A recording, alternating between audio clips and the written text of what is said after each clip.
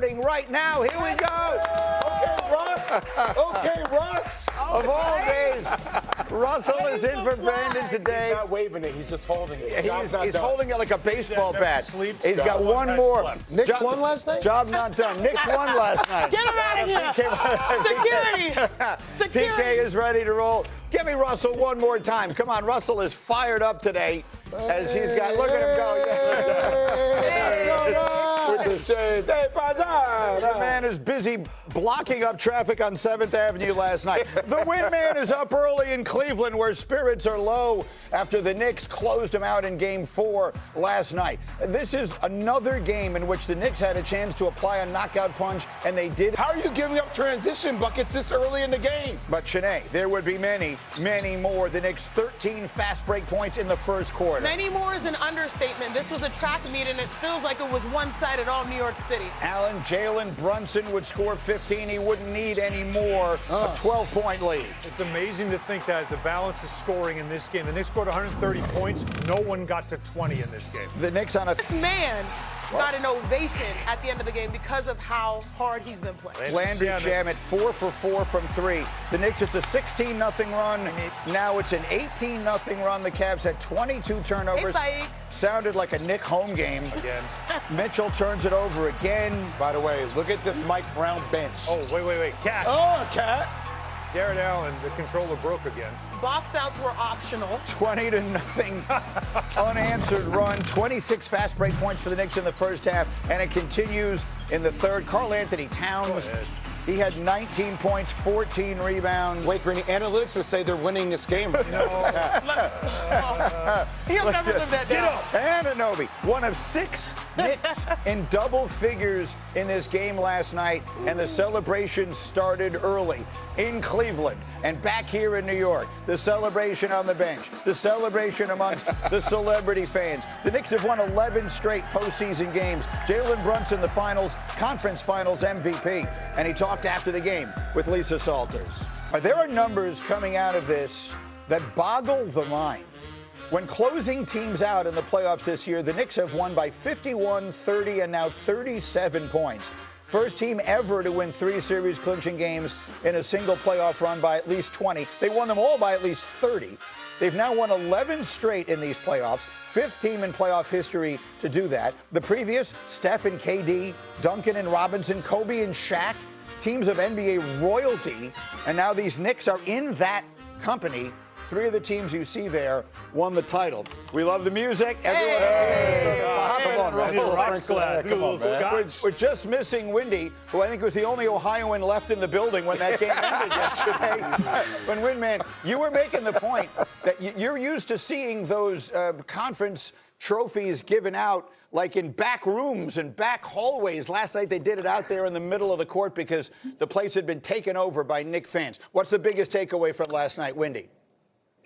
First off, this is one of the most dominant 11-game runs in the history of the NBA. I'm not just talking about in the playoffs. Go find an 11-game win streak in any NBA part of the season where a team has won by this many games. And this is 3 series in a row where the Knicks basically pummeled their opposition into waving the white flag. All 3 of their closeout games not only have been blowouts, they've been blowouts in the first quarter because the Knicks have broken their opposition. No matter what you want to say about the quality of the Eastern Conference, the Knicks are not winning these games in the end of the fourth quarter on a buzzer at the buzzer beater. They're pounding these teams into submission. That's what happened last night, and it was a coronation for thousands of Knicks fans who came here to Cleveland. The Knicks wore all black to the game last night, and there was a 1-8-7 in Cleveland. And here's my biggest takeaway, Greeny. The basketball gods have literally afforded the Knicks their best opportunity to win a world championship. Think about this. They have now played 4 games in the next 23 days. Yeah. 23 days. From the way it ended, the final game against Philly, to the NBA Finals. 23 days. They played 4 games. They'll have legs. More importantly, they'll have health. And if this game tonight keeps going the way it looks like it's going, back and forth, it's going to go to a Game 7. You have a tired Western Conference Finals that you'll get the champion to play in the NBA Finals. The West, to be clear, is short of going a minimum of 6 games. Minimum. And could go 7. And that means the Knicks will have an enormous advantage in that regard as well. Chiney, the Knicks are back in the NBA Finals. Everyone here, when you walk about the city, says that New York City is the best city in the world. Well, right now, they have a team that matches that. And they can continue to prove that with 4 more wins. It's not about being the best team. It's about playing your best at the right time. And that's exactly what the New York Knicks are doing. Now, for a long time, you know this better than most, right? We've been waiting for a New York Knicks squad that truly has the identity of the city. Grit, tenacity, heart, and hustle. We saw that last night. The numbers that you mentioned jump off the page. Points off of turnovers, 34.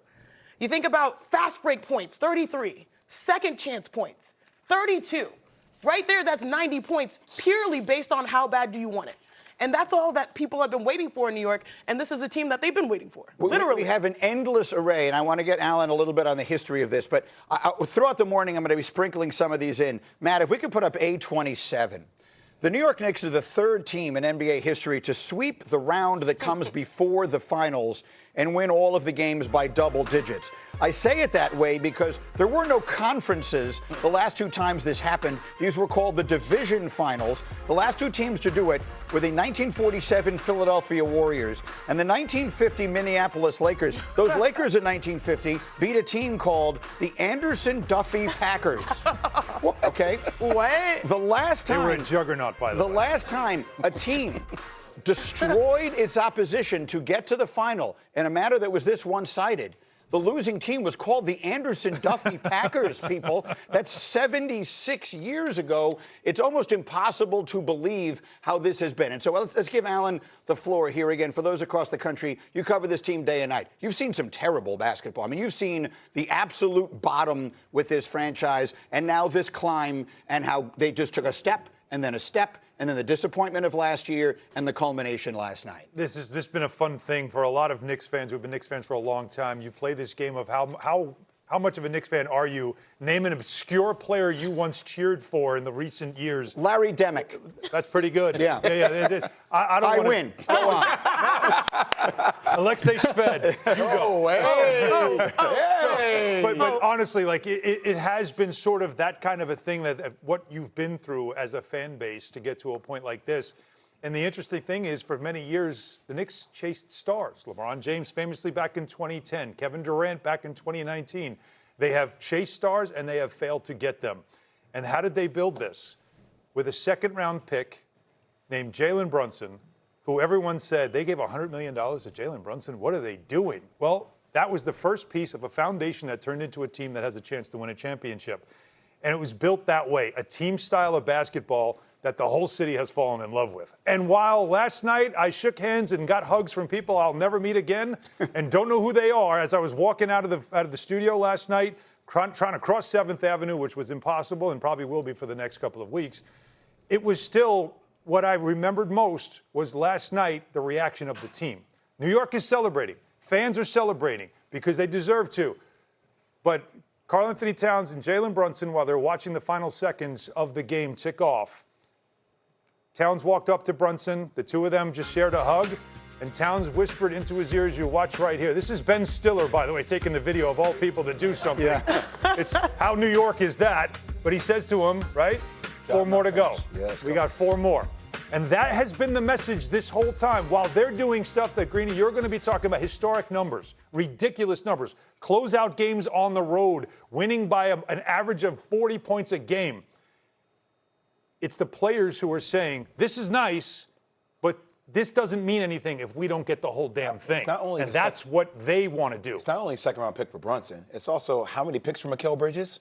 How many times did people say, oh, we're not sure Karl Anthony Towns is the right person?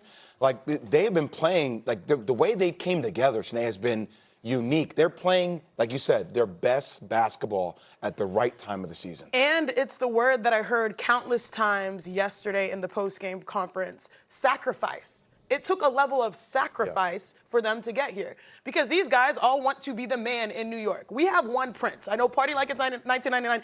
That prince is Jalen Brunson. It's certified. But the sacrifice to be able to adjust on the fly. Something happened in that Atlanta series after they lost and after they got embarrassed. The day between games 3 and 4. They had a come to Jesus meeting. We've all had come to Jesus meetings with our teams. Yeah. This one was different because it got a level of buy-in where the sacrifice is palpable. Them diving on the floor for loose balls, them knocking down shots, the bench showing up. All the questions have been answered about how bad does this team want it. And guess what? I give them a fair chance to win it all. We'll have all morning long to sort of spin this thing forward and in all possible directions. But, Wendy, as far as putting an exclamation point on this run for the Knicks, how do you do it from where you sit right now? Well, I can tell you, being around the Knicks players last night, that was absolutely the sentiment that Alan described. While they were obviously elated and happy and they wanted to enjoy some time with their families who were all there, they were all saying they've still got more to do. And even Jim Dolan last night, who, he was the one who said, I'm going to hire Leon Rose and Wes Wesley to run this team. I'm the one who's saying we're hanging up the phone on Giannis Antetokounmpo. He was saying to the fans, there was thousands of fans. Greeny, there were so many fans that they had to turn away private jets at the downtown airport. They had to divert the jets coming from New York and Westchester and Farmingdale. They had to say, you had to go to the other airport. The first row of the seats, the Cavs refused to let any Knicks fans sit in the first row of the seats, all those rich guys. But then the game was a blowout and the first row left and they moved to the first row anyway. But even Jim Dolan and all the Knicks fans there was saying, we have 4 more. That sentiment was definitely still there amongst the team last night. All right, so they've got 4 more to go. We'll be on this all morning long, but we also have the